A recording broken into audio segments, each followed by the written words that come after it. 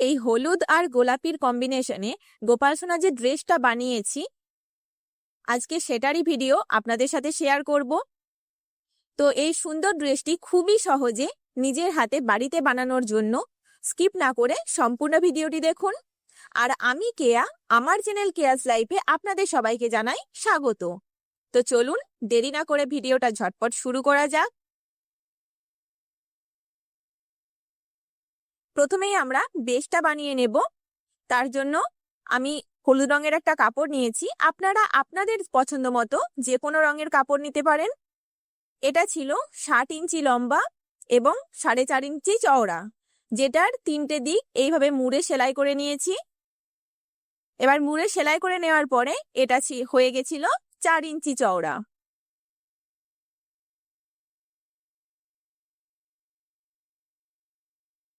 এবার এটাকে ঠিক এইভাবে ভাঁজ করে করে বানিয়ে নেব। আপনারা যারা গোপাল সোনার জন্য জামা তৈরি করেন তারা আশা করি এই স্টেপটা ভালোভাবেই পারবেন।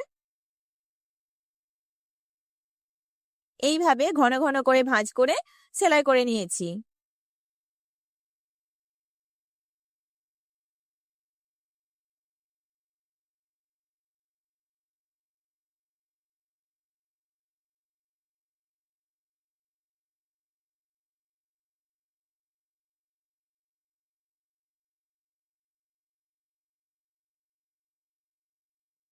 আপনারা আপনাদের গোপাল সোনার কোমরের মাপ অনুযায়ী এটার কোমর রাখবেন। আমার গোপাল সোনার কোমরের মাপ 6 ইঞ্চি, তাই আমি এখানে কোমরটাও রেখেছি 6 ইঞ্চি। আমাদের বেশ একদম রেডি। এবার আমরা সাইডের যে পাতার মতো ডিজাইনটা আছে সেটা করে নেব। তার জন্য আমি একটা 5 ইঞ্চি বাই 5 ইঞ্চি স্কোয়ার শেপের নেট ফেব্রিক নিয়েছি। এবার এটাকে কোনাকুনি ভাঁজ করে নিয়েছি। এবার আবারও এটাকে দুটো কোণকে একসাথে করে 3 কোনা করে ভাঁজ করে নিতে হবে। ভাঁজগুলো যখন করবেন তখন দেখবেন সবকটা ভাঁজ যেন সমান হয়, তাহলে পাতার মতো যে শেপটা হবে সেটা খুব সুন্দর আসবে।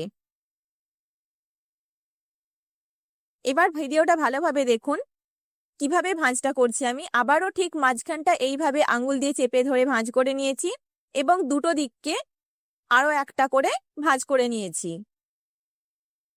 ভিডিওটা ভালোভাবে দেখলে খুব সহজেই আপনারা এটা বানাতে পারবেন। দেখুন কি সুন্দর পাতার মতো একটা ডিজাইন চলে এসেছে। এবার এটা নিচের দিকটা সুতো দিয়ে সিকিউর করে নিয়েছি। দেখুন খুব সুন্দর ডিজাইনটা চলে এসেছে।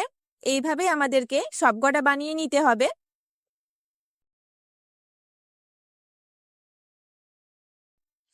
এবার আমরা যে বেসটা রেডি করে রেখেছিলাম তার একদম শেষের দিকে এই পাপড়িগুলোকে একটা একটা করে লাগিয়ে দিয়েছি।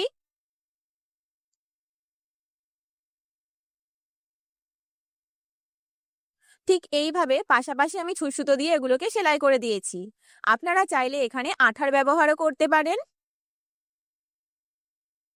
এইভাবে চারিদিকটাকে লাগিয়ে নিতে হবে। এবার ভেতরের দিকে নেটের যে এক্সট্রা ফেব্রিকগুলো আছে ওগুলোকে কাঁচি দিয়ে কেটে দিয়েছি।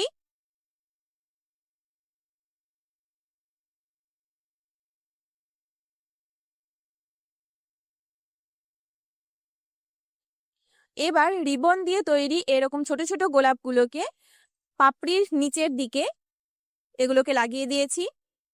এই ফুলগুলো যদি আপনারা নিজেরা বানাতে চান তাহলে এর ভিডিও আমার চ্যানেলে আগেই দেওয়া আছে, আপনারা চাইলে দেখে নিতে পারেন। খুবই সহজে রিবন দিয়ে এই ফুলগুলো তৈরি করে নেওয়া যায়। ঠিক একইভাবে এই গোলাপগুলোকেও আমি লাগিয়ে নিয়েছি। এবার একটা গোল্ডেন কালারের লেসকে গোলাপের একটু নিচের দিকে রাউন্ড করে আবারও লাগিয়ে নিয়েছি।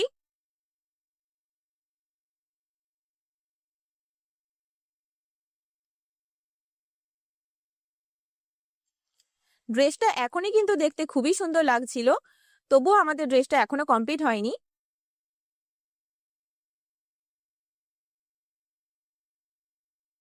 এবার এটার কোমরের দিকে নেফাটা বানিয়ে নিতে হবে। তার জন্য আমি একটা 8 ইঞ্চি লম্বা এবং 2 ইঞ্চি চওড়া হলুদ রঙের কাপড় নিয়ে নিয়েছি। এবার এটাকে ঠিক এইভাবে মুড়ে প্রথমে সামনের দিকে এবং তারপর পিছনের দিকে মুড়ে সেলাই করে নিতে হবে।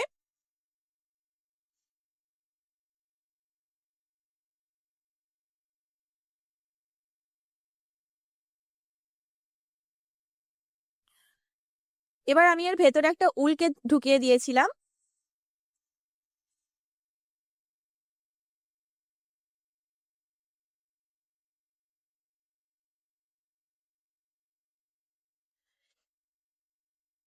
এবার এরকম ছোট্ট ছোট্ট গোল্ডেন কালারের বিটস গুলোকে এক একটা পাপড়িতে লাগিয়ে দিয়েছি।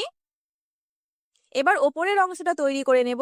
তার জন্য 15 ইঞ্চি লম্বা এবং 3 ইঞ্চি চওড়া একটা হলুদ রঙের কাপড়কে নিয়ে সেটাকে লম্বা লম্বি একটা ভাঁজ করে নিয়েছি, তারপর সেলাই করে নিয়েছি।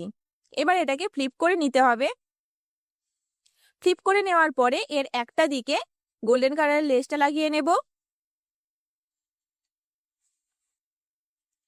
এবার লেসটাকে একই দিকে রেখে এটাকে 2 ভাঁজ করে সেলাই করে নেব নিচের দিকটা।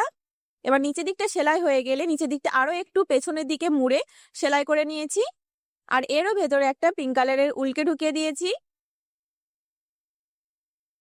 আমাদের ড্রেস একদম রেডি।